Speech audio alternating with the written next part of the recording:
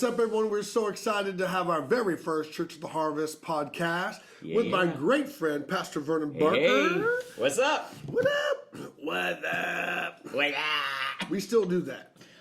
Yes. We probably shouldn't do that. I'm not sure. But It was a Budweiser commercial. We're not going to quit. What's up? So you've been there for 23 years, married to a very articulate comedian. Amazing. One of the funniest people in your family. That's right, the funniest. Well, maybe yeah, back and forth. That's what I'm saying. Will she watch this? Yes, she's going to see this. Pastor Tina is the funniest. My great friend, pastor for 23 years, and honestly, I really wanted you to be the very first one we do this with. Just, we know each other forever, hanging out. So, in the room, we got some people helping us. We got your oldest son, Pastor Luke, in the building. Yeah. My son, Pastor EJ, Tay over there, making it all happen, making us look pretty. I hope you're make us look better than we are because we need the help. So listen, we're fired up about just really kind of having conversations. Yeah. You and me have talked, how many years we just had like Monday morning conversations? Wow. More than one. More than one. Yeah, it's been a long time. 20 years probably. And usually right in the middle of a conversation, I'll say or you'll say, dude, this should be a podcast. Yeah. This is the kind of stuff. Yeah. So we thought we'd have some fun today, talk about some stuff that maybe might bless some people. So tell me, first of all, who is the funniest in your family and why? Let's start there. Who is really the funniest? The funniest in the family is my wife, Tina, because she will see this. That's why. That's why. Yeah, that's right. You think she's the funniest? Well, we took a vote when we were doing some live stuff this last year, and people said that she is the funniest. Okay. So I have to give that to her. My boys think she's hilarious, by the way. Yeah, really? That's right. No, okay. Don't get him on camera. So let's start up with this. All right. What is some of your craziest church experiences? So how long have you been doing ministry? Oh, my goodness. How long have you been doing ministry, do you think? What age did you start? I started at 19, and I'll be 50 this year. So what is that? You and me. 30 years. Wow. 31 years. Yeah. All right. Let me. That can't be. That can't be right. Are you that old? Yeah. That can't be right. It's got to be right. 31 years. Yeah, that's probably right. Because you started super young. Let's do this before we do that. Okay. How did you know you were called? What? You're 15, you said? I was 19 when I started. Okay. Yeah, but I was called at 8. I was called early. So I didn't want to take the call. I mean, I was like it'd be the next John Elway, you know, because I mean, you've seen me throw a football. Yes, right? You 30 to 40 yards is accurate. Oh man, just a laser. I mean, there's no one out there that can do it better. I mean, it's just that's the way it is. But the Lord decided to stunt my growth because He said, if I give you that, you're going to be all over the world. You're going to be playing football, and people are going to be like, Vernon, you know. And I don't know if you can handle that. So we're going to put you in a place in church where when they say man, they're talking about Him and not me. And so God just kind of stunted my growth at 5, 8 3/4, right? He said you can't, so I can't see over the line. So that was it. So I was in a revival service, and a preacher came and he laid his hands on me, and God just laid me out and said, you're going to do what I tell you to do, boy. And I said, okay, Lord, I'll do it. 8 years old. Yeah, at 8. The revival service, though, that happened actually was at 18. So at 8 years old, I preached my first sermon at 8, preached my second at 12, and then at 18 is when the Lord laid me out and said, you are going to do this. Because from like 12 to 18, those were my football years. Those are what I was going to do. Your whole family is all about sports. You guys are all... One time I talked... There's a lot of money in sports, Dan. You know? One time I talked to your mom, I said, help me. I said, tell me how you raised 3 great boys. And your mom said, a busy boy is a good boy. So she said she had you guys in sports all the time. Yeah. So you're saying that you're happy to do the Lord's work, but if the Lord didn't call you, you'd probably still be playing. Yeah, see, originally... you and Tom Brady facing off? Tim Tebow I was the original Tim Tebow, except I'm a righty, and God didn't give me that. So Tebow got the 6 foot whatever, the physique, all that, looks, you know. But, so what do you think is craziest church experiences? What comes to mind when you think about 30 years, everything you've seen? The ones I can tell on camera? Yeah, the ones you can tell that won't get us canceled on our very first episode. Oh my goodness, man. Well, one time Man, you got me on this Do one. it. I'm trying to figure out what I can. I'm trying to figure out what exactly You're trying to figure out what you can what say, exactly we can and can't say. Well, I'll tell you something that's funny. So one of my guys on staff, it was his first time ever baptizing somebody. Okay, and so this person, we explained to them before they come, they got to go through baptism 1, 2, 3, and 4. So basically like a 4-week class on how we're going to dunk you, right? That's not true, but we should have with this guy. So we told him, okay, this is what we're going to do. You're going to come in, you're going to sit down here on this little stool, and then we're going to baptize you in the Father, Son, and the Holy Spirit. So we baptize you, and then you're going to come. Everything's going to be fine. We got you. So so one of my staff members, they were baptizing that day, and they baptized him. When they came up, half their head was still dry. so they didn't get him. And so I don't remember if they said, oh, okay, well, they either threw the water on him or they did it again. I can't remember, but it was so funny. And I actually wasn't there that Sunday. They told me about it, and I watched it on film later. It is so funny to watch some of these people. It's like sometimes when you're baptizing people, for some reason they think that you're going to drown them. Like they want to hang on to the side. So this person hung on to the side, and like their whole, from like here down wasn't wet, And so that was one. Your church ever been broken into? Any kind of vandalism, issues like that? Not by people outside the church, no. We did. Yeah. People with keys. Yeah. Well, we did. One time we did have a. We would call them sunbeams. They were our special people, so they have special needs. Okay. And so we had a group of them that would always come to the church. And one time I get a call from the police and said, your alarm's going off.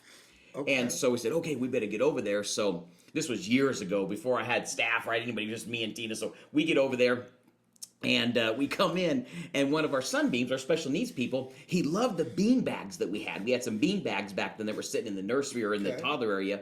And so the police have the dog. The dogs are going crazy. Everybody, hey, identify yourself. We're going to come in. Identify yourself. No way. Yeah, and so I'm like, okay, let's find this out. So they go in, and here's the special needs kid sitting right there on the bean bag. Hey, just sitting there inside. Didn't take nothing. Didn't do nothing. And the police like, okay, do you know this man? I said, yeah, we know him. He's one of ours. Interrogated with the dog. Oh my goodness, those dogs are crazy. But yeah, no. So that was the only time we had any. We've never had any real serious stuff happen to the church. You guys ever had to fight anyone in the church or restrain anyone that came in? Anything crazy like that?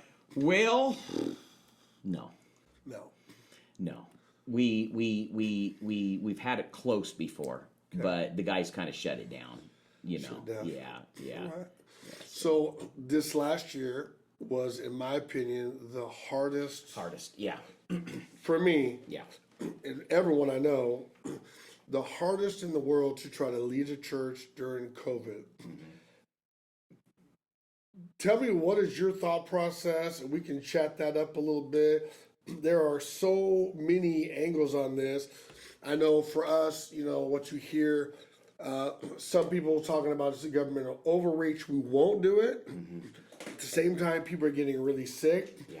To lead during COVID seemed to be, in my opinion, I was up for it. I love a good challenge. I knew God would do something, but hands down, the toughest for me to navigate. Tell me about you. What did you do? What are your thoughts on it for your church or just the church at large? All the guys you talk to, all the other pastors. By far the hardest thing I've ever done in ministry. Yeah. I mean, just trying to figure out from week to week, what do we do? Do we continue? Do we not continue? Of course, if you're looking at the way the government was run through that, it was you can't have it, you can't have it, you can't have it, you can't have it. And so we wanted the people in the beginning to know that we're doing everything we can to keep them safe. Like, we felt like that was important. But after a while, and I started realizing how many people had disconnected themselves from the body, I began to say, Lord, you didn't call me to be a natural physician. You didn't call me to even worry about people's physical health. You called me to worry about their spiritual health. Yeah. And so we just decided as a church, we're coming back. We're coming back. And if you want to come back, this is how it's going to be. We spread our church out. We took out over 200 chairs. Okay. We just put, a few hundred chairs, and they were like, this is what you come. We had 2 services, where right now we only have the one. So we spread them out really well. Okay, guys, this is how we're going to do it. And we noticed when we did it that people were coming. Like, people were coming. They were excited. They wanted to be in the house. They wanted to be there. And everybody would say to me, it's not the same. It's not the same as being in the house. Being watching it online is just not the same. Yeah. And then we did something where just about every morning one of our staff was on Monday through Friday or Monday through Thursday, just trying to stay in front of the people. Yeah. But my biggest concern was that when this whole thing is over, where are they going to be? And I couldn't handle the thought of at first pastors couldn't handle the thought. Our first thought was this: what if someone dies because of COVID? Yeah. What if someone in my church dies? So we have that pressure on us. Can we live with that? Can we live with that? But can we live with someone dying spiritually because of it? I mean, could I? That's what it came down to. And I prayed and prayed and prayed. And honestly, this. Nobody else could make the decision. It was the craziest. This is the only time really in my life. I mean, there's a lot of decisions that I make. Sure. But I check with my staff. I check with my leaders. I do this. No one else could make this decision. No. I had to make this decision because it was going to fall right here. Yep, and you're going to live or die by it. I mean, whatever it is. I was responsible for it. It was going to be something that I said, I'm going to make this decision. Put it on me, God. This is why you called me. This is what I'm supposed to do. I'm going to stand before you. But I really feel like the Holy Spirit just told me through it. People are dying. Spiritually, they are dying. And there's no concern about them dying. There's concern about them physically dying. There's no concern about them spiritually dying. And still to this day, I told my church the other day, I said, through COVID, we've lost people. I have no idea where they are. We just lost them. like it's hide and seek. They're lost. I don't know. We literally lost them. They're like literally, we don't know that. They changed the phone number. If you're out there, please identify. We lost them. We have no idea where they're at. Put your face on a milk carton. But we had know where you're at. Yeah, they're coming back though. I mean, people are coming back. It's been great. But we haven't been shut down. We've been having services really since we shut down for in 20. We shut down in March and April, pretty much. But I think in May we came back. Yeah. Or maybe June, but we came back and we just said they need to be in the house. So I know in the beginning, especially people that have COPD. I mean, there are, I think what was hard for me to lead is that you've got some extremist, right? We won't shut the doors for nothing, super extreme. And hey, man, kudos to them. I mean, to me, I honestly don't think there was one right call. That's my opinion. No. I think every church community did it different. Yep. They probably need to do it different. But some guys were so extreme. And I don't know about you, I find this a lot in pastoring. The super extreme guys, I always feel like I never want to be lumped in with the super extreme one way or the other. Mm-hmm. I know some guys, we had, other pastors locally, calling out the governor. If you're watching me right now, Newsom, I'm telling you, it's like, okay, number one, he ain't watching, No. But I didn't want to be that guy. But then there's also guys saying, we won't open at all until the government says we can. And to me, I always find myself in the middle. Mm-hmm. And my pastor, Pastor Sinclair, he passed away this year. Right. COVID was the third reason. So I definitely knew that there were people dying. COVID may not have been the total reason, and even the family didn't believe COVID was what took him out. Yeah. But it definitely makes the other elements. So it was just real enough to me where, we knew to be careful with it, not to play around with it. Sure. But the church at large, we kept saying these corporate things like, we just care about your safety. We just want you to be safe. And I'm just like you. We do want them to be safe. I wanted people to know we took this seriously. Yeah. I want them to know, especially the medical community. Mm-hmm. I felt sorry for the medical community that had to deal with this. Yeah. They're going to church and just hearing guys go, basically, we don't care about your job or what you do. We're just going to keep running it. I kind of felt for them. I felt like they were grasping to kind of understand. So, but the other side of it was what you said earlier. I kept saying, well, I want you guys to be safe. We're creating, because we do care about it. But at some point, every Bible story you see was about faith. And I remember we have a page for everyone, Church of the Harvest, and we have just a personal page. Yeah. For the Church of the Harvest people, where I can just be pastor and say what I want to say. I remember saying, hey, the goal is not just to keep you safe. The goal is to make sure you understand what God is doing, what he's saying right now.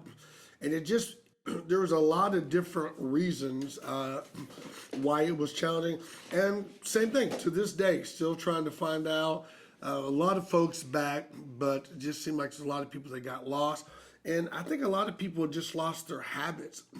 habits are usually what drive a local church. Wake up every Sunday, every Wednesday. Yep. I feel like some of them, we went from in person to online to sometime online. There's no accountability online to I'll catch it later to sometime to part-time. Some of them just went to no time. Right. And some of them just confess, I'm not going at all. I just got out of the habit. And I think you said something earlier that's important. I don't feel like that any pastors necessarily did it wrong. I think individually, for each individual pastor, it was important for them to make that choice because they're the only ones that could. I had people come to my church because their church wasn't having church. So they come to me and they said, can I talk to you? And they want to talk to me. And I said, yeah. One. And they said, just tell me, what do you think? My pastor's shut our church down. We're not having church. And I said, let me tell you, this was the hardest decision I've ever made in my life. In my life, whether to have church or not church, whether to have it online or in person, or it was so hard. So I said I would never say your pastor is wrong for what he's doing. He's not wrong. Yeah. That's what he felt like he needed to do for your church body. Our church is different. We have different things set up. We have a large building. We can spread them out. So I said, we're blessed in a lot of different ways. And I said I would never ever say that your church, and they were like, well, we think that they should do. And I said, that's his choice, and I feel like you need to support him in that choice. And I was really excited because, especially one family that I talked to, it looked like they were going to start coming to our church, and I didn't want them to leave. You can't. It's not their choice just to disconnect themselves from the body because they go through something. That's right. Like when my body's sick. If my body's sick, I'm not just going to cut my arm off and leave it over there because my body's not feeling well or doing well at that point. And that's what I think a lot of people did. They said, well, my body is sick right now. My church body is sick. My church body's not doing the way I want them to do it. Yeah. They're not having church in person. They're only doing online. So my church body is sick. So I'm going to disconnect my arm. I'm going to disconnect myself from that body and do what I want because I don't like what the head's doing and how he's treating the sickness of my body. Well, that would be stupid in the natural, right? But that's what a lot of people have done in the supernatural in the church is they've disconnected because they didn't like the way that their leader's doing it. And that's not right. I feel like that leader made that choice. And you trusted that leader before it. There you go. You trusted that leader with your kids. How long have you been at that church? This person talked to me. They'd been at that church for years. Well, you trusted them with your kids. You trusted them with your grandkids, with your wife, with your life. And now all of a sudden when things are hard, you want to run from them? Don't do that. You know? Well, the other thing is you think about how often, of course, we're pastors, so we see that. Our friends are pastors, our family are, so we get that world. How many times has your pastor been through stuff and waited for you? Oh. The way he said that, Preach that a little bit. Let me look into the camera and tell you what I'm feeling this morning. No, but it's true. It just kind of, and we're blessed. God is so good to us. I think we feel grateful for our churches, for the support. But, not everyone has that. I don't mean that any other way than what it is. And when someone wants to leave another church to come to ours, it don't happen all the time. Sometimes people leave mine to go to others. But your first thought is, don't do that to your pastor. If he has sat there and went through your stuff with your family, if he's been patient with you, if he's been patient with your family, helped you through some stuff, the first time your church goes through something, you can't just walk out and bail. The one thing I love about our relationship is not only are we friends, our kids are friends, our families are connected, but we care about the local church beyond our own churches. Most people, there's a lot of guys, your church isn't doing it right. Tell everyone to come to mine. Right. You and me would stop people. Right. Don't want you to do that. Now, on the flip side, I do get the feeling, I don't agree with it, but I get the feeling of every man for himself. That's what I think made this so complicated. Because even though I would say, you need to stick with your church, some guys didn't even do online. Some guys didn't do anything. So I feel like people were super challenged. I feel like they needed something. Like to me, it wouldn't bother me if someone said, hey, you're not doing anything in our church. You're not doing online. Because some guys didn't. Some guys just shut down and said, hey, Bobby, how you doing? It's your pastor calling you all Monday, just checking on you. It doesn't bother me that people maybe want to supplement. Sure. But just to walk away. Yeah. And the stats according to Barner were ugly, bro. I mean, it was like 30% of people walking away, 17% finding new church. I think it was 33% wouldn't even watch online. They didn't attend in person or online. I'm thinking to myself, if you can't, now I'm just talking to the hardcore believers out there, so forgive me, but if you've been discipled, if you've been raised right, if you've read a couple scriptures in the Bible, if you can't even roll over in the morning and click your phone, come on. Hey, you're a big act of faith. And pay attention and comment. There is something wrong. Yeah. And I definitely give people I definitely understand how hard it was. I think people were listening to the news like crazy. They're listening to too much news, not enough faith, but their habits are out of whack. But anyway, when it gets to 33, I think it was 33% of guys, Christians, wouldn't even attend online. Yeah. It's like, dude, I think even though COVID obviously was real, I believe some of it was blown out of proportion. I think there's still tons of questions, but the devil did a number on so many people. Yep. And now that it's over, what's your thought? All right, come on back. I think it's is it the 15th today? It's mask free. Hallelujah. Yeah. Take off the mask. So the question is, if the masks are out, are you coming back? Well, Pastor, I just because the masks are off, I'm not sure if there might still be some residual flotation in the air. Right, airflow in the air when it's hot. People might sweat and they might fling it. I don't know. Not sure. Hard to tell. Yeah. Well, you know what I think? You said something earlier when people can't even roll over and push it. Very seldom in our Christian walk in church do we think about the things that measure whether we truly have a love and a faith that's in the right place for God. Yeah. Right? Like what do we have? I'm a tither. Oh, I go to church every Sunday. Oh, I do this. But in our lives we can measure stuff. Like let's say I'm on a diet and I want to get from wherever I am, none of your business. Wherever I am right now, I want to get down to a certain point. I want to lose 20 pounds. Well, that's measurable. I can look at that and go here, here, and here. Yeah. But in your Christian walk, a lot of times you can't. But I think right now, if people would just wake up and go, okay, I always said, do I need the church to be a Christian? Do I need the church in order to go to heaven? I can make heaven without the church. I can do this. But what about us looking at our lives and going, I'm worse today than I was 15 months ago. Check. There it is. That's measurable. Am I better? Am I worse? Where am I at? I can measure that. I can actually look at that and go, okay, I have more joy or less joy. Check, whichever one it is. Yeah. Right? I have more peace or less peace. Check. I have more fear or less fear. Right? I have more friendships or less friendships. I'm more connected or less connected. I have more fellowship or less fellowship. I mean, just keep going down the line. I think that this thing is set up a place where for us as Christian men and women is it's measurable. Like we can actually look and go, where am I today that I wasn't 15 months ago? Am I better? Am I worse? Where am I? And I think if people would wake up and they would begin to see, well, if I'm worse, then why? There it is. If I'm worse, then why? What happened to get me here? Yeah, it would be like somebody starving. They get literally a little bit of rice a day. I mean, literally they're starving to death. And then they've been starving for a month, just barely eating, barely surviving. And all of a sudden, somebody comes in and there's all the food you would ever want in your life to eat 3 meals a day, eat great. And then sit back and go, no, I'm happy with this little bit of rice. Yeah. I'm starving to death. And I know it's just right there. All I got to do is get to it. All I got to do is get in my car and go to it, or all I got to do is walk to it. But I'm not willing to make that effort because I don't see that I'm starving to death. But you should, because you remember what 3 meals were like. Yeah, that's right. Do you remember what 3 meals were like? Do you remember what it was like when you got to eat all the food you wanted, do everything you wanted, and now all of a sudden you're starving to death, and you're like, yeah, but I don't want that. I know where it's at. It's right there. I had it before, right? So I think that people just got to get back to the place where they remember. Please, guys, just remember where God wants you. I mean, it's so important. What you said was so key. I was just thinking this about 3-4 days ago. We're great at making the arguments. Like the argument is the crowbar that detaches everything.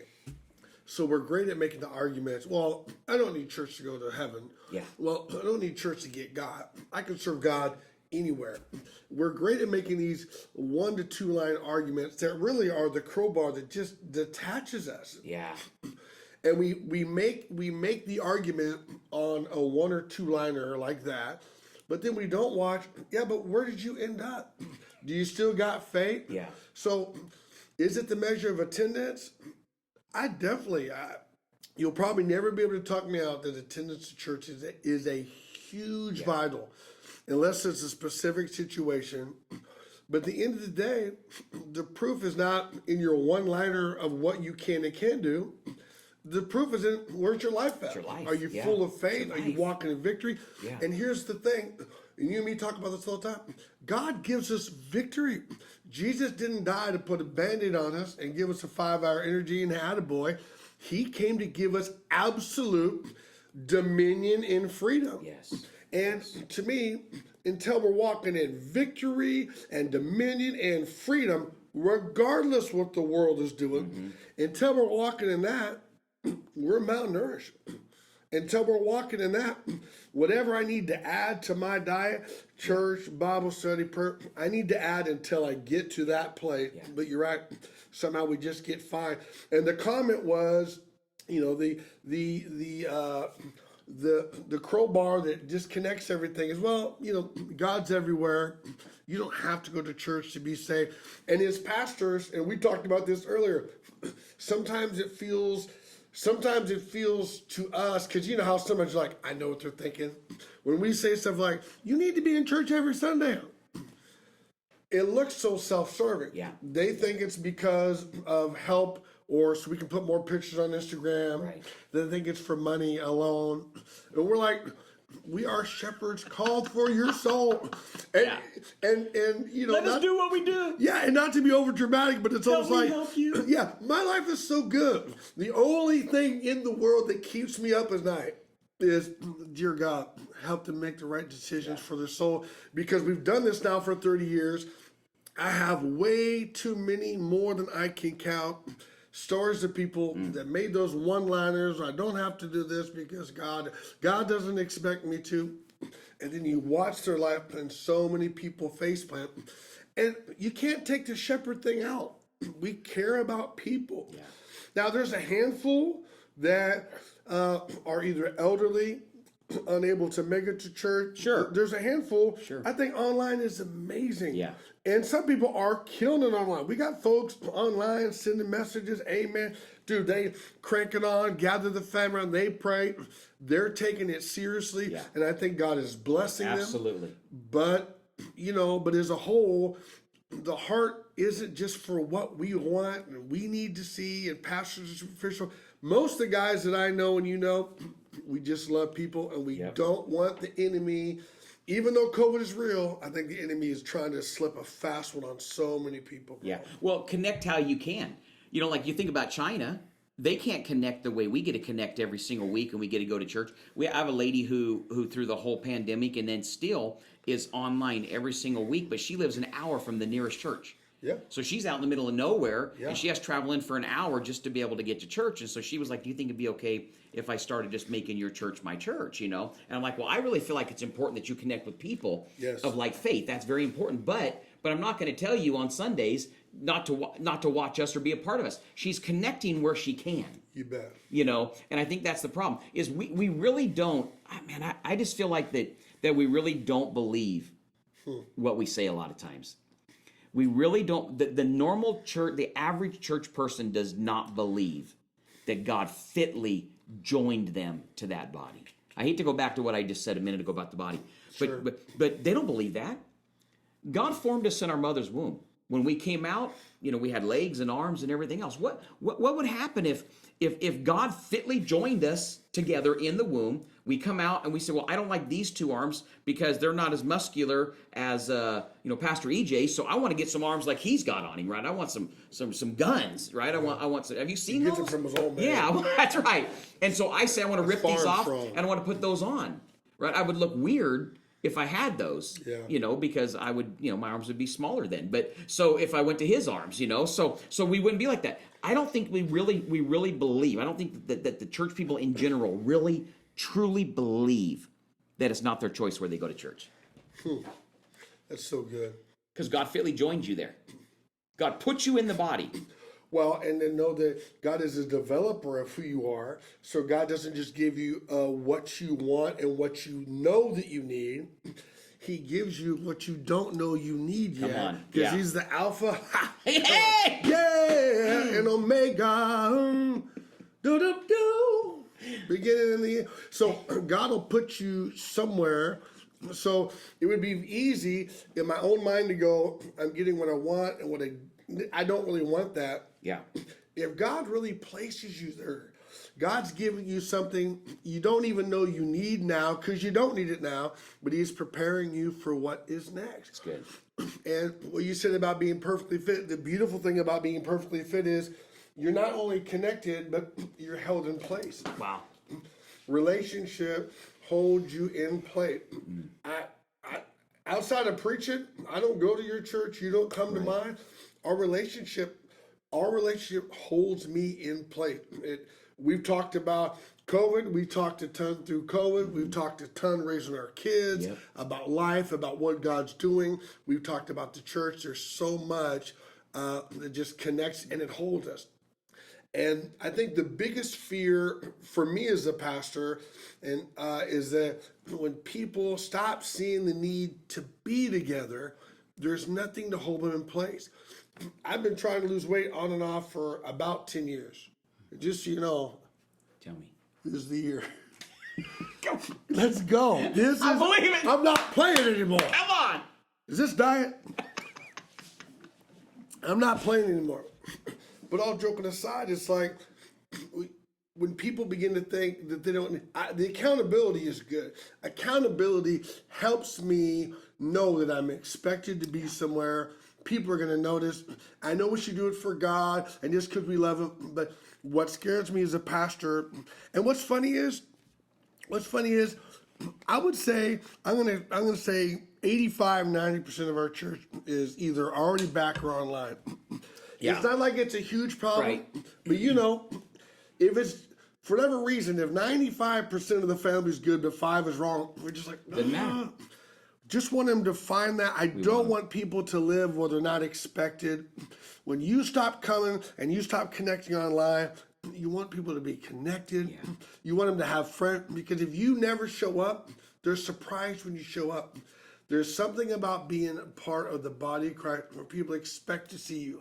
And there's that little pressure, whether you have a trainer, a nutritionist, there's a little bit of a pressure to sign up, even if it's FaceTime. We always encourage people, if you're online, say your name. Yeah. Say good morning. Yeah. We want to make sure you're there. I think accountability really, really helps people be fit together and experience. We have one sweet lady, she lives in Granite Bay, and she wasn't coming. I love honest people, man. I absolutely love people that just say it. I said, well, you haven't been here for a while. How you doing? She goes, good. She goes, I've been watching online. I go, okay, cool. How'd that go? She goes, it was great the first 2 weeks. She goes, before you know it, she goes, I started taking work calls as I'm watching. I started returning email. She goes, I go, how'd your daughter do? She goes, no offense, Pastor, but my daughter wasn't paying any attention to you. And that's the other thing that scares me too about online church. And I'm not against it. Matter of fact, I want to talk more about what online, I think there is a way. I think there are spaces and places where it serves a huge purpose. And we could talk about that more. But we have never ever seen a generation of kids. And maybe the biggest victims of all, maybe the biggest thing is I always keep thinking, how come no one is talking about the kids? Yeah. Our kids went to youth camp, summer camps, youth groups. Austin was just talking at Men's Retreat. He did so great talking about how you made that a priority in his life. We have never seen what a generation of COVID online kids church looked like. Yeah. My first thought for parents is, how was it with the educational system? Because if it was challenging bringing them to school and you don't think they got the adequate, if you're not that great of a teacher, I hope you're a great Bible study. I hope you pray with your kids. So my concern really always goes to the kids too. Like, I don't know that your kids will sit and watch an hour of church, and they probably won't unless you make it a priority. So I just, and even though everything is good and life is good, this ain't a rant, but I don't know how you are, but if just 5% of the church is duped, the shepherd in me, it drives me nuts. Can't do that. we can't handle that. Yeah, that's. I wish I could.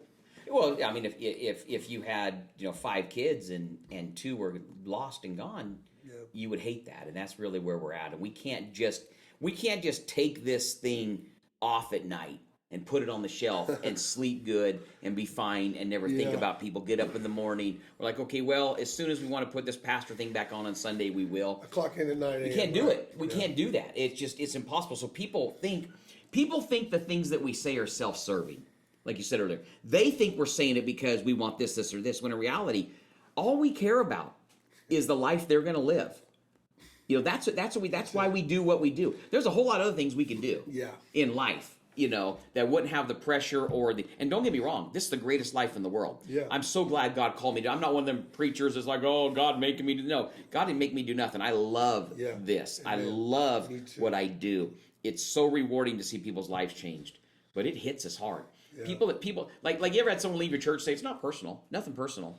Listen, this is the most personal thing we do right here. It's personal. It's called. We can't take it off. It's your whole life. It's personal. We live it. We eat it. We breathe it. We sleep it. It's personal to us. So they're personal to us. We love them. Yeah. We care about them. We want them. I always tell my church, I can see your future. I can look at you and say, this is what you'll become.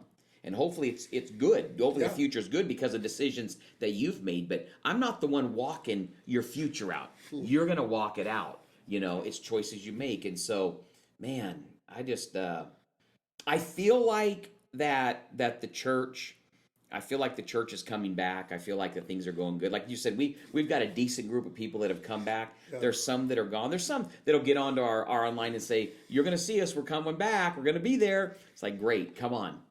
Yeah. This is where we're at. So, all in all, it was a tough experience, but I think that it's going to be okay. Who do you think are some of the most unsung heroes that maybe in your life, in your church? We get up on stage. Yeah. We have our kids are leaders in the church. And who are some of the people, we talked a lot about what it's like to be a pastor. Who are the people that to you are like, these are the unsung heroes? These are the people that when they do what they do, it just makes the biggest difference in your life. Man, in the church, I'll start with the church. Okay. Everybody that works on the dream team is amazing. But there's a couple of ministries that I wouldn't want to do. The nursery, the toddlers. I love kids, but I sure do love the people that watch them. You know what I'm saying? And so, no, we've had, for years and years at our church, we had a lady by the name of Claire. Most people know Claire. Claire's a sweetheart, man. She was amazing. Cleaned our church for 20 years, actually, and just an amazing lady. Now we have some other ones who do it, Marshall and Josephine. No one ever sees it, but people love to come sit on clean seats, you know what I'm saying? Yeah, or they love to step into bathrooms and don't smell. And so no one really knows that they're doing it, but Marshall and Josephine are amazing. All of our workers in the church, everybody that does it. And then we got Yolanda also cleans. She cleans also throughout the week. And then you've got, now Steve and Connie have started cleaning over in the gym. So we've kind of separated the 3 different ones. We actually got some more people starting also to clean. So it's a blessing because the truth is, no one ever thinks about something until it's not done. Good point. Right, until you walk in, you smell something, you go, what's that smell? And so Marshall, Josephine, Yolanda, they do it all the time. Been doing it for years. They are such a blessing. But there's so many. I mean, I just did it. Yeah, you don't want to start naming because but I hate to do it because we've got 100 dream teamers that are just amazing. That you guys are fantastic. So just know that if you serve on the dream team, you are a hero. We can't do, hands down, we can't do what we do without them. I'm going to tell you, it's just they're amazing, and it always amazes me what they do, especially the people. Everyone loves recognition. I mean, it's nice to get attaboys, you do a good job, but man, the people that just are faithfully there all the time, and they don't do it for be noticed, they don't do it to be honored. They just absolutely fill my tank. I was telling you earlier, we got this couple named Jordan Robert, and we were doing. I started a series. I go, I want you guys to be here all 8 weeks if you can. We're talking about something really important. I go, if you can all do it, I want you here all 8 weeks. They were on vacation. I saw the pictures, and people are going on vacation. And then I was shocked. He was here on Sunday. I bumped into him right in the hallway. I go, hey, I thought you were on vacation. He goes, well, you said it was important. Yeah. And stuff like that just absolutely melts your heart. Yeah. We just had our 22-year anniversary. Caesar and JD. Good job. They're here. Thank you, bro. They're cutting up chicken, awesome. putting out the food. Yeah. All the work. And you just keep saying to yourself, these people are the real heroes. And I got to be honest, sometimes with the credit, we highlight so many people in the world, so many stars, so many people we look up to, all the blue check Instagram folks. We highlight. I think we need to do a better job in the church of highlighting the real heroes of these men that help raise other people's kids, the people that are faithful to God. We actually did camp years ago, and the whole theme of the camp was heroes. And we put the faces of people we know on the shirts. We put Wallace. Wallace had an old shirt, a big old picture of Wallace. But just they're the unsung heroes. And I don't know that they ever, I think they do, but we just want them to know what it means to us. It fuels me up so much. I'll drive by the church, 11 o'clock at night, Caesar and Maria out here cleaning. The deacons putting together their baptism. All the stuff that they just see it as how they serve the Lord. But you and me know, if that don't happen. None of this happens. This church don't go forward. None of this happens without them. You know, even like people who don't necessarily affect me on a personal level, but they affect their grandkids. Is you have a lot of grandparents these days, even in our church, that are raising their grandchildren. They've had to become moms and dads. I know now that I'm a grandfather. That sounds so old. You know, now that I'm a poppy. You know that now I can't even imagine if my kids decided not to father them, not to mother them, but Tina and I had to raise them up, and we didn't get to be the grandparents that spoiled them and sent them home. We had to be the ones that actually raised them and disciplined them and made sure they were, you know, that would be crazy. And those are heroes. Those are people that are going, no one knows what I'm going through. But I'm telling you, people, you make a difference. Don't ever think that you're not making a difference because people don't see it. Because I'm telling you, those kids, they're gonna know it someday. And right now, it may be something that's hard that you never thought you had to go through. But there are others. I mean, I think about even like my dad. My dad's my hero. Not a lot of people know what my dad did. My dad is a hero, man. He was 18 years old when he took on 2 boys. Wow. You know, and a wife, and raised us as his own. And 18 years old, and has done an amazing job in raising us. And then my brother John comes along, and he's raising 3 boys, and just always been amazing. But my dad's one of those guys that is okay, even though he's a pastor, he's okay with lifting someone else up. My dad's always been one of those guys that's like, I want my sons to be lifted up. I want other pastors to be lifted up. Even though he's got one of the greatest apostolic callings on his life of anybody I've ever known, that has raised up so many pastors and ministers in his ministry. He wants them to be lifted up. You know, he's a hero. I mean, just so many. My mom's a hero. Just so many different ones in my life. But in the church, man, those people that make it work, that make it happen, that do it every single week, that do it monthly, that just can't do it. I wish there was a way. You know, we do once a year. I'm sure you do as well. Once a year, we do a big, you know, a big appreciation banquet for all of our dream teamers, and do it big and try to make it really nice and give away a bunch of prizes and just really try to make it awesome. But I never feel like that's enough. There seems to be a group of people God always places in every church. And if this is you, you have no idea what a vital role you play. They can sense what God is trying to do, and they can see the spiritual attacks. Sometimes I'll be struggling, and I can just see some of the church, they can sense. Some people, you know, they just checked out, they can sense, they'll begin to pray. They'll be amen this stuff that's not even good to amen. They're just trying everything You're like can. In Hezekiah chapter 3. They're like, amen! It's my favorite chapter. But, man, just to know... I got you, right? They're in it with us. They feel it, they fight the fight with you. It just, those people are the most unsung heroes. And I don't think we'll ever know till heaven how much, it wasn't us, it was them that moved the needle and got us over in that service where God moved. And I tell people all the time, I'm going to come visit you in your big old mansion. You're going to have a way bigger mansion than I am. Right. You know, I'm gonna come visit you because it's gonna be like the one up on the hill. That's you know, I know this isn't scriptural, but anyway, it's gonna be up there and everything else because you're so amazing, you know, because they're the unsung heroes. They do it.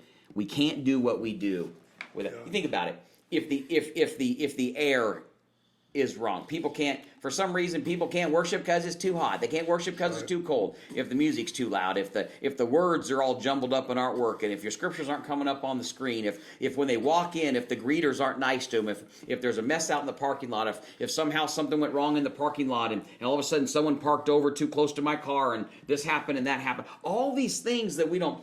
I remember one time I was in Oklahoma City, and this was this huge church, and you have to go out all these different exits. There was thousands of people there, okay? And I'm thinking to myself, we just had an amazing service. I like to see how this goes on the way out, because I know how concerts are. I want to see how, is this going to be a Christian? Is this going to work out? Are we still going to be Christians on the way out? Blew my mind. It blew my mind how awesome it was. It was amazing. They were just like, the ushers were perfect. This road goes, boom, boom, boom. People are waiting, smiling. How you, God bless you. See you next week. And I was like, that's not the pastor doing that. Yeah, that's not the pastor. He creates culture, but that's not the pastor that's doing that. Yeah. It's the men out there that are not like, hey, stop right there.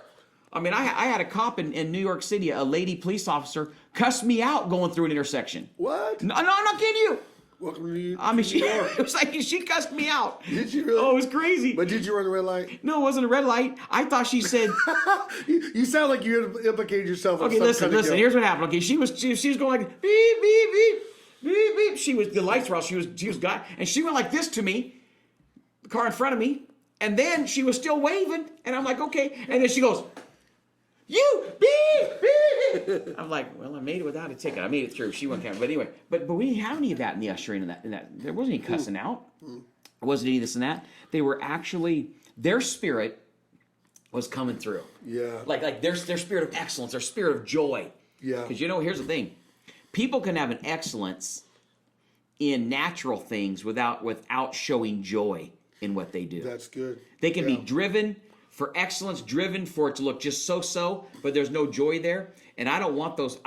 That we don't have those people that serve for us. The people that serve with such joy. That's right. You know, and that's why you even want to lift them up even more. You want to say even more how amazing that they are. You know, and so everything runs because of that. I think the people that do it so well, they treat what they do the way we do.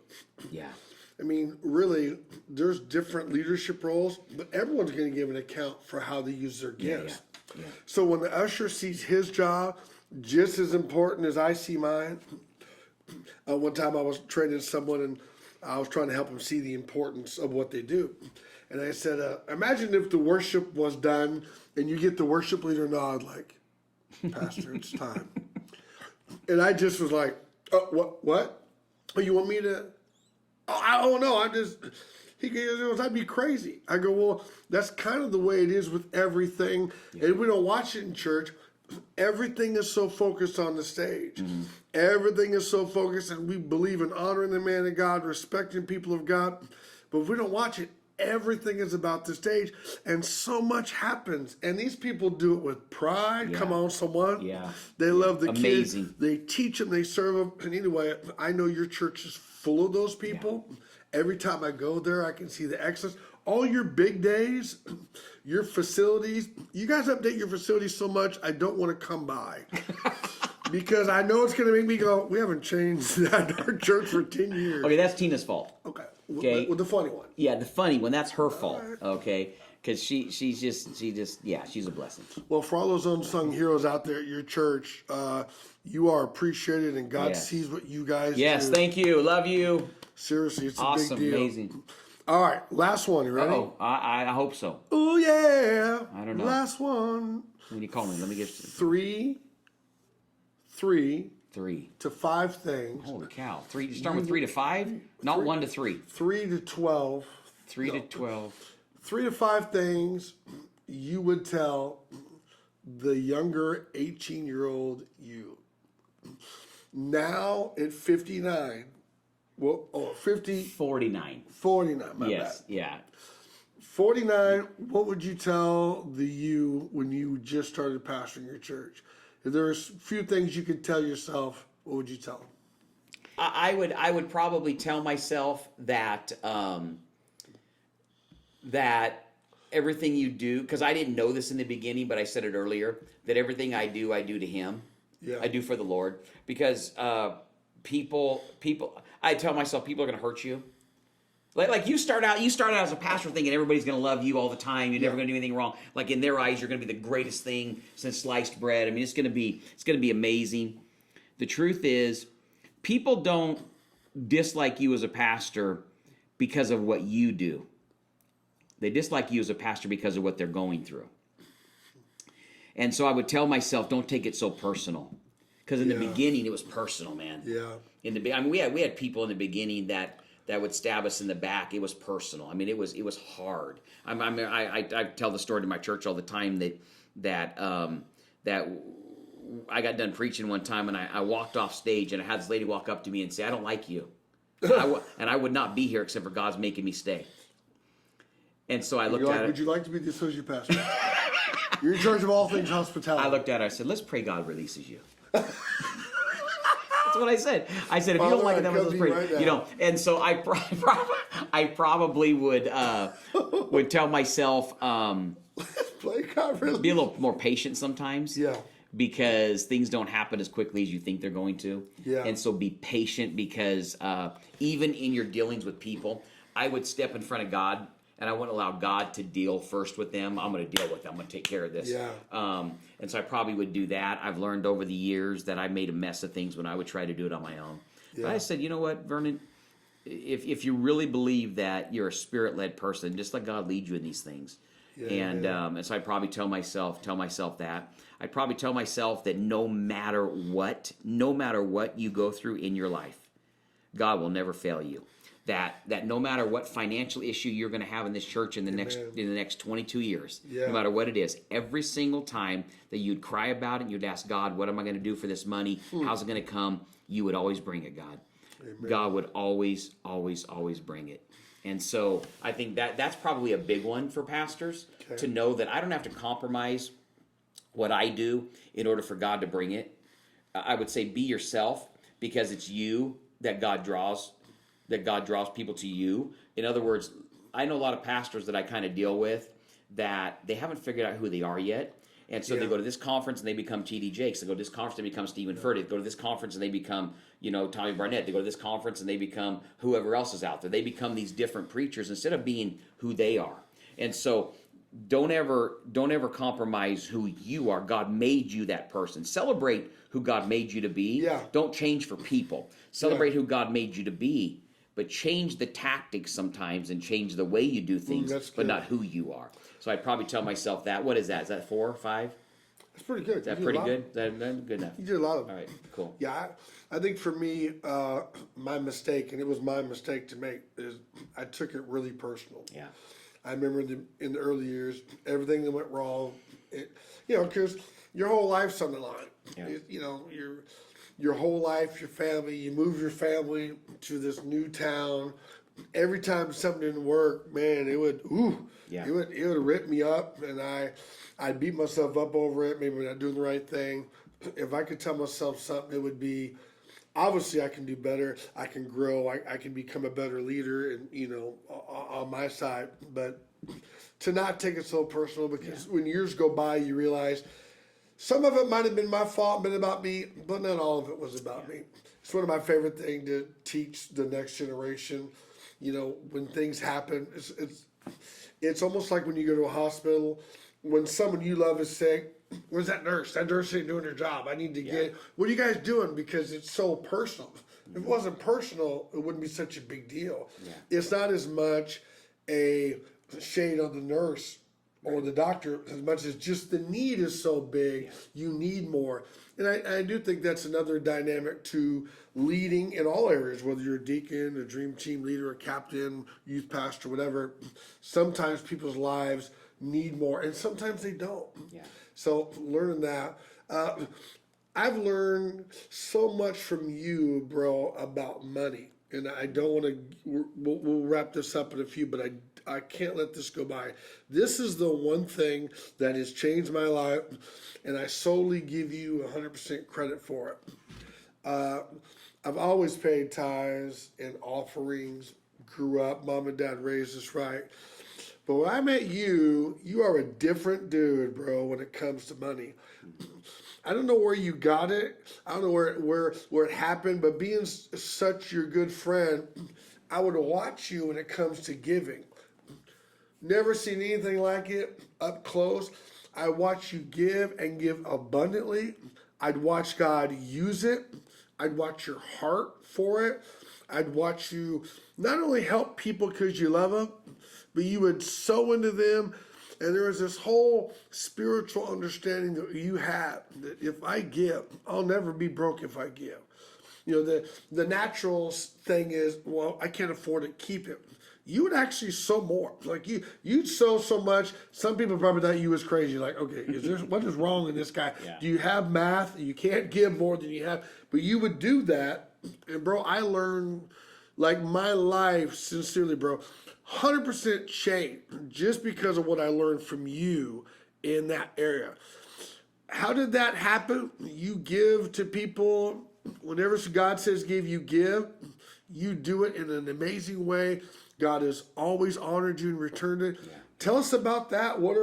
How'd you learn it? What are some misconceptions about it? How can we all get better at that? I probably just got it. I probably got it through my parents first because they were always givers. But honestly, I truly believe that God gives different gifts to people that are, that are stronger in some than in others. Now, I think everyone should be generous for the kingdom, but there is something that God put in me. I remember having a conversation with my wife years ago, and we had been helping somebody, and it kind of got to the place where it was like, we continue to help them. It was a pastor that was in need. We continue to help them, but are we? My wife was saying, and I said, I feel like God's still telling me to do this. And I said, we're in the place that we're on the side of this relationship that I want to be. I could be the one that has to take it, has to receive it, or I could be the one that gets to give it. So in other words, I don't want to be the person that needs it. I want to be the person that gives it. Yeah. And I said, what a great joy. And the joy that I have, it can only come from God. Yeah. The only come from God. Because it doesn't matter. Any extra money I get, it's just like instantly I say to God, is it mine to keep or mine to give? It's just, it doesn't matter. Whatever it is it mine to keep? Every time you get money. Every time I get money. Is it mine to keep or mine to give? Because here's the thing. Most people think that 10% of your money belongs to God. That's wrong. That's a wrong concept. 100% belongs to God. Not 10%. Do you hear that, everyone? That's right. 100%. It's true. It's true. 100% of the money that we have belongs to God. Yeah. He says we're stewards over it. It's not just, he said to us, bring all the tithe into the storehouse. That's 10%. A tithe means a tenth. So we take a tithe into the storehouse. That's for the storehouse. The other 90% still belongs to him. Yeah. It's all his. So I live my life saying it's all yours, God. So what do you want me to do with it? It's all yours. Yeah. I think God just instilled it in me. I love to be generous toward God, toward his kingdom, and I've learned it, man, dude. I have learned God. It's like I said earlier when I said God will always come through in 22 years. When I first went to my church, some people don't know this, you know this story, but when I first went to my church, we had a huge split. It was just, I can't even call it a split. It was more like a few fragments stayed and everybody else went, right? Just a bunch of people left, and we had 17 adults left in our church. But the moment that I walked into our church, we were $30,000 in the hole, just like that. $30,000 in bills were due. There were some 30 days past due, some 60 days past due, and it was 30 grand needed to be done with 17 and that's adults. When you started. That's when I started. So the first week I was there, I had a board meeting. Very first week, I sat down with my board.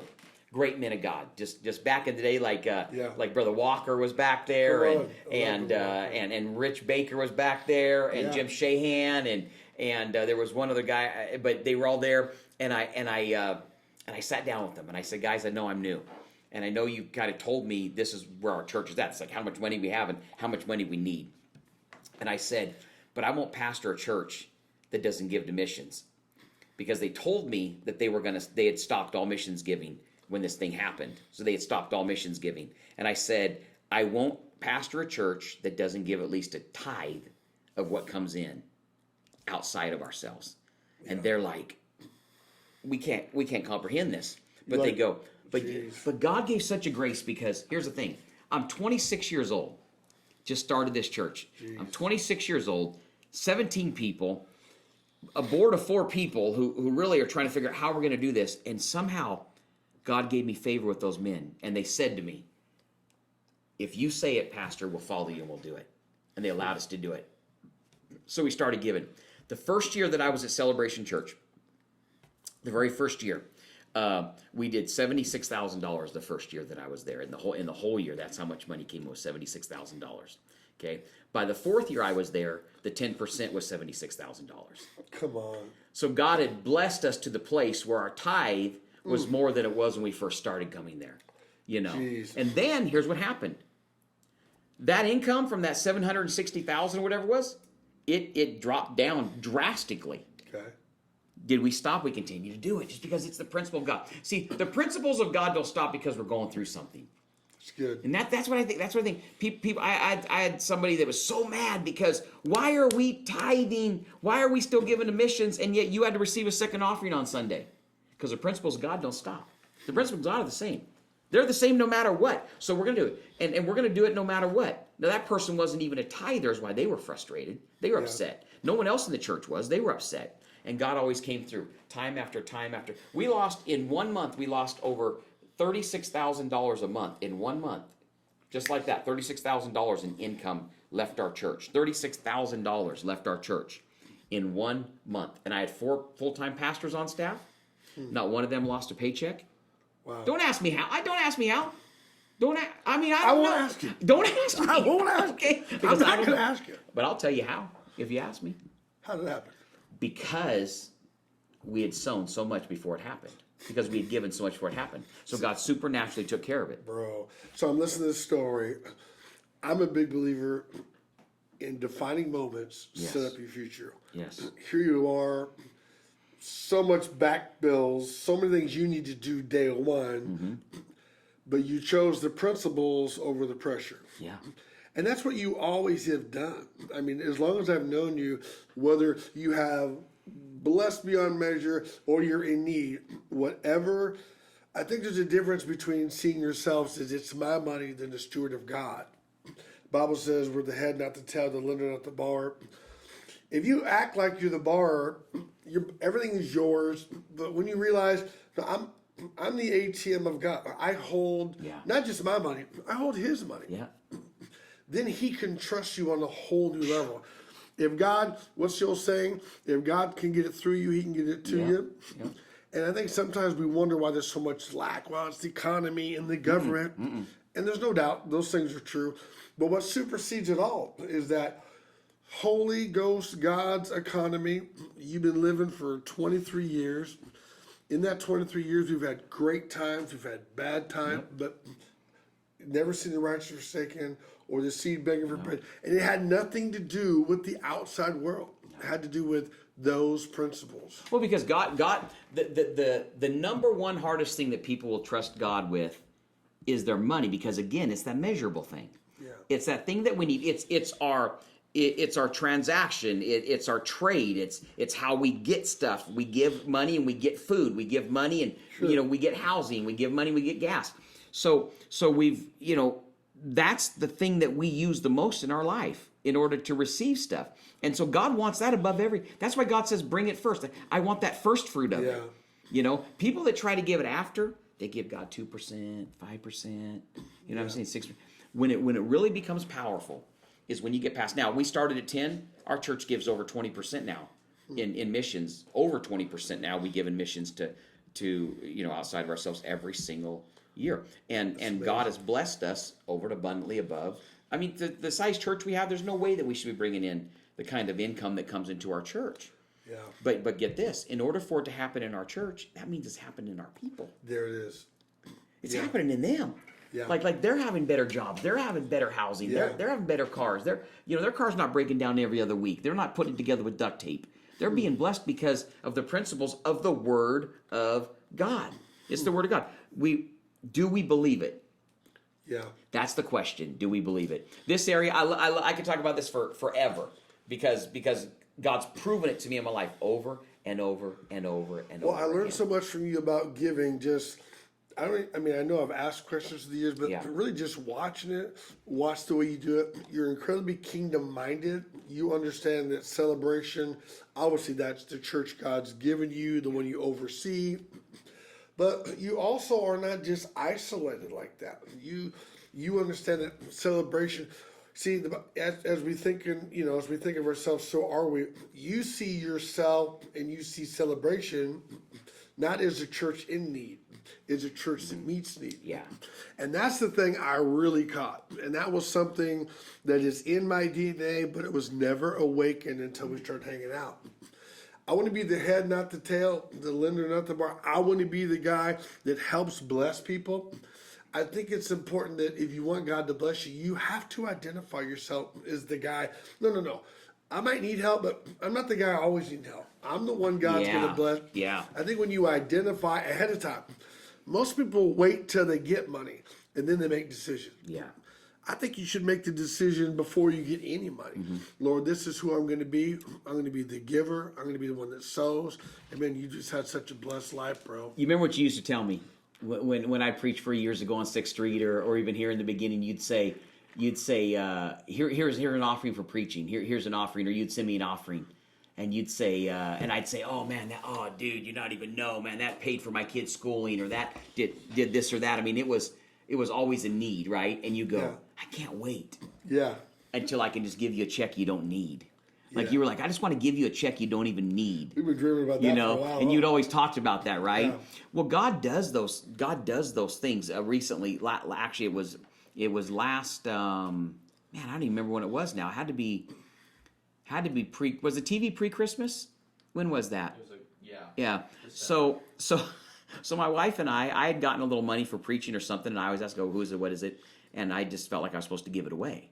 Okay, it was just a little amount. It wasn't like it was a ton of money, and so we walked into our house a week later, 2 weeks later. We walked into our house, and there's this 85-inch TV sitting in my house in a box, brand new. 85-inch. It's like wall. movie theater in my living room. Okay, and we go, what in the world?